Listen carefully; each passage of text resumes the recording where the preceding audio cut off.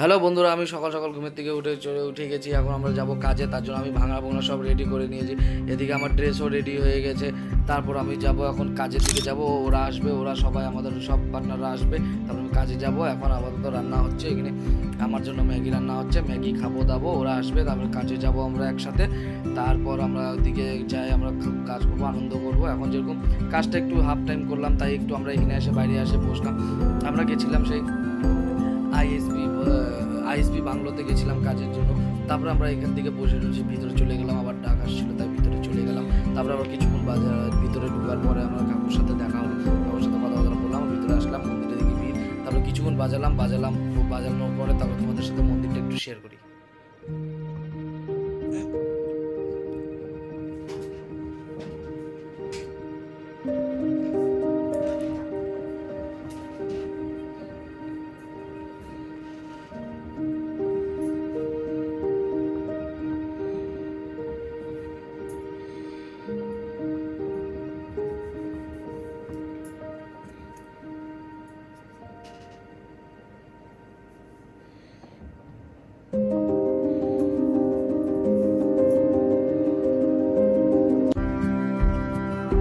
তো বন্ধুরা, মন্দিরটা তোমার কেমন লাগলো অবশ্যই তোমরা কমেন্টে জানাবে।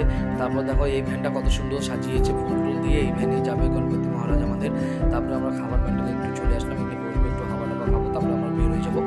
বের হওয়ার পরে আমরা একটু বিসর্জনের কাজে আবার বাজার দিয়ে শুরু করেছিলাম। শুরু করার পরে আবার একটু কুলারে এসে খেলাম, এসে খাওয়ার পরে আবার বাজানো শুরু করেছি। শুরু করার পরে আবার আমরা গেলাম একটু বাজানোর জন্য। বাজাতে যে তখন আবার বিসর্জনের সময়টা হয়ে গেছে। বেশি জন ছিল না, তাই বিসর্জনের ভিডিওটা তোমাদের ওখানে তুলে ধরতে পারিনি। দেখি দুটা কাকু দৌড়াচ্ছিল, উনি যাচ্ছিল আবার বাংলোতেই যাচ্ছিল হয়তো। তারপর আমরা এইদিকে চলে আসলাম। তারপরে আমাদের কাজ কমপ্লিট করলাম।